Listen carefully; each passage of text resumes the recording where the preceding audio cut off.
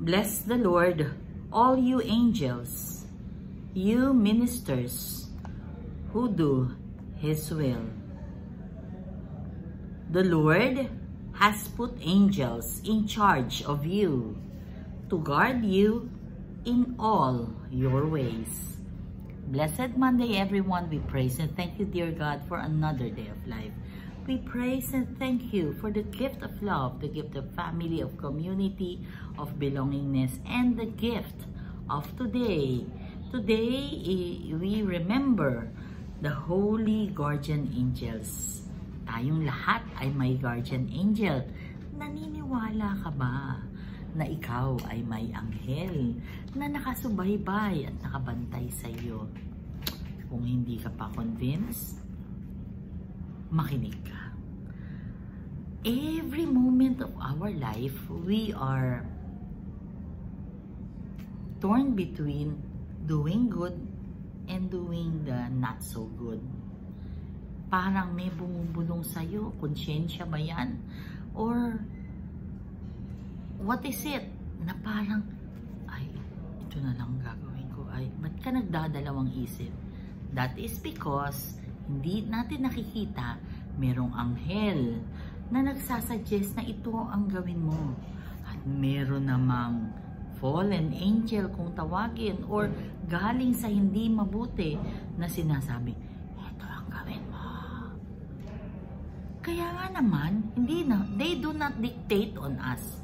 They merely suggest. Kaya nga naman, palagi kong pinapaalala na sana tayo laging naka-anchor sa Panginoong Diyos. Bakit?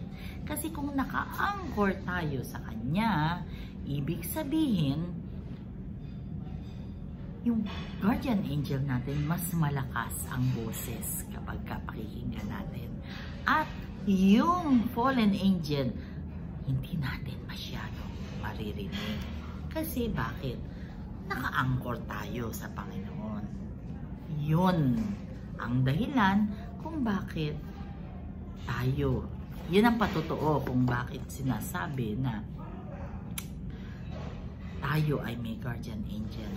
At ang sinasabi dito sa gospel, sinasabi dito na kung hindi tayo, if we not humble ourselves like the little child, ay hindi tayo makakarating sa kingdom of heaven.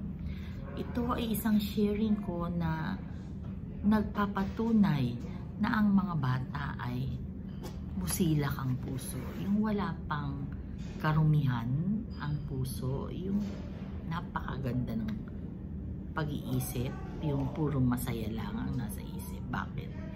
One time, yung aking apong si Martin ay merong umano sa kanya, tinulak siya, tinadyakan pa siya. Kasi meron siyang somewhere dito sa sinipa siya dito.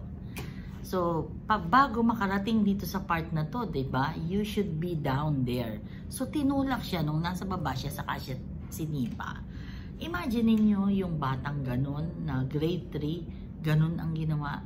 So, ako, galit na galit ako. Yung si Lolo, galit na galit din si Tito Jun.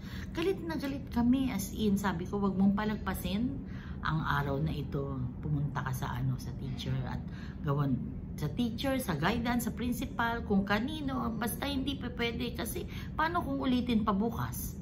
Paano kung pag nakita mo na lang, patay na yung apo mo, ganyan. Yung nanay, busy-busy, hindi makapag-absent. Ngayon, nung nag-usap na kami ni Tito Jun, ako at the height pa ako, galit pa ako, as in. Sabi niya, hayaan mo na. Hayaan? Bakit gano'n? Ganyan ba hindi ginagawa sa mga bata? Alam mo, pagka narinig mo yung kwento ni Martin doon sa guidance counselor at saka sa principal, sabi niya, it's okay, I forgive him. 3 beses niya sinabi na I forgive him.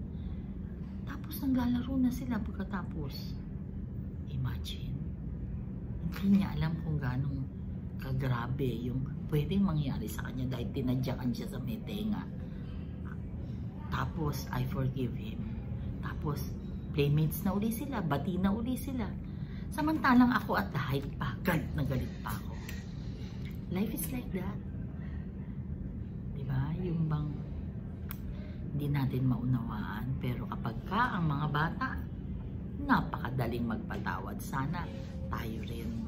Sana yung guardian angel natin mas malakas ang boses sa atin. At sana tayo din maging guardian angel sa iba. Let us pray. Lord God, we are sorry for our sins, either of commission or omission.